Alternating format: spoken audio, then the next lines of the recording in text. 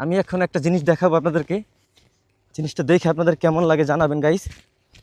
এই যে দেখেন, এই যে দেখছেন কত সুন্দর, কত সুন্দর দৃশ্য। হ্যাঁ, এই যে দেখছেন, এই যে দেখছেন। আসসালামু আলাইকুম প্রিয় দর্শক, কী অবস্থা, কেমন আছেন সবাই? আশা করি সবাই ভালো আছেন। আলহামদুলিল্লাহ আমরা অনেক অনেক অনেক অনেক অনেক অনেক ভালো আছি। তো আমরা চলে আসলাম সাভারের একটা ইটের ভাটায়, একটা জায়গা পরিদর্শন করতে আসলাম।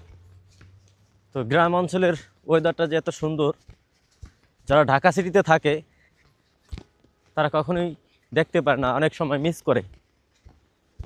তো এই জন্য আপনাদেরকে দেখাচ্ছি, চিন্তা করলাম যে একটু ওয়েদারটা দেখাই। মোরসালিন, কেমন লাগতেছে? আলহামদুলিল্লাহ অনেক ভালো, অনেক খোলামেলা পরিবেশ, কি আরাম, কি শান্তি। কি শান্তি! হ্যাঁ, হ্যাঁ, অনেক শান্তির অপরূপ একটা সুন্দর। জায়গা, অসাধারণ গাইস। যা বলার মতো না, দেখতে থাকেন আপনারা, ভালো লাগলে শেয়ার করে আরেকজনকে দেখার সুযোগ করে দেবেন। এটা হলো ইটের ভাটা।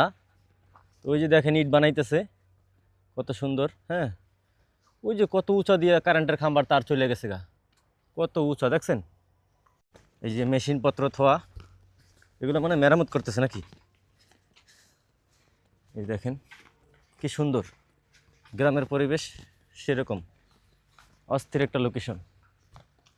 যে এই ইটের ভাটায় ইট তৈরি হয়, দেখছেন, এগুলো কিন্তু গত বছরের ইট।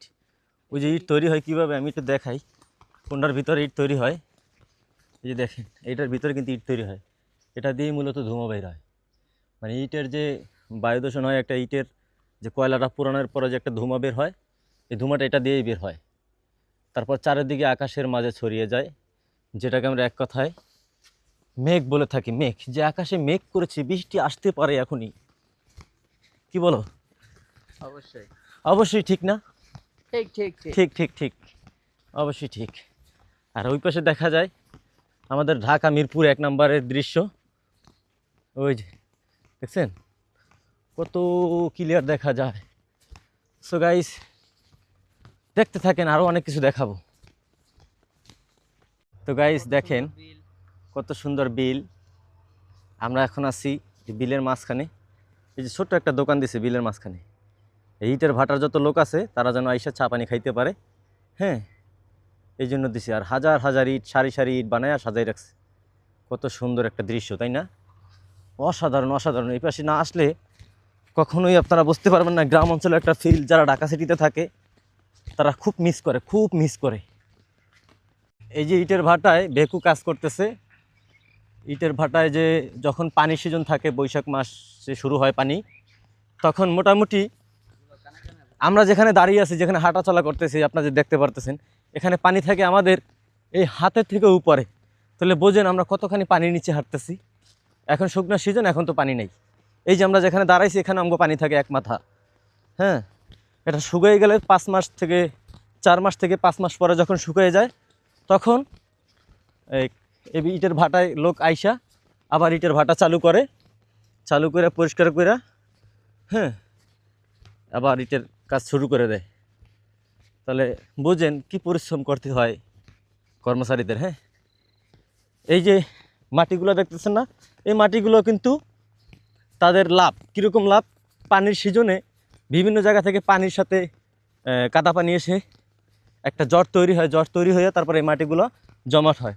আর উপরে যে টেক্কিগুলো দেখতেছেন, এগুলো হলো তাদের কিনা, তারা তারপরে এখান থেকে ডেজার্ট দিয়ে কিংবা কোনো গাড়ি দিয়ে সংগ্রহ করছে, এখানে এনে রাখছে। বুঝছেন, অনেক সুন্দর, অনেক সুন্দর, যা বলার মতো না গাইস।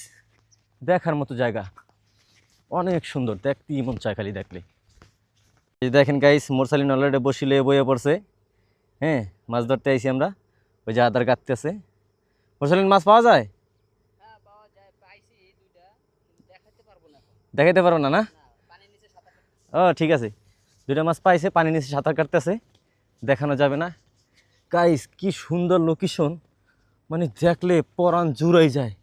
এত সুন্দর লোকেশন, সূর্যটা অস্ত্র যাচ্ছে, মানে দেখার মতন একটা জায়গা।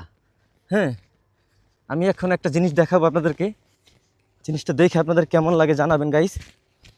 এই যে দেখেন, এই যে দেখছেন কত সুন্দর।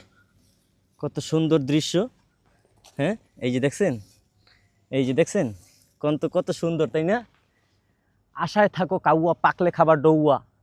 কিন্তু আমরা জায়গা মতন এসে ডৌয়া পাইয়ে গেছি। হ্যাঁ, ভিডিওটা যার যার ভালো লাগছে অবশ্যই গাইস শেয়ার করে দেবেন। এই যে চিল উড়ে যাচ্ছে, কত সুন্দর চিল। মামা চিল ব্রো, চিল। ইয়ো হানি সিং মামা ব্রো। Wow nice. অনেক অনেক মানুষ মাছ ধরতেছে গাইস, অনেক মানুষ মাছ ধরতেছে। সবাই ভালো থাকবেন, সুস্থ থাকবেন। আজকের মতো এখানেই শেষ করতেছি। আসসালামু আলাইকুম ওয়া রাহমাতুল্লাহি ওয়া বারাকাতুহু।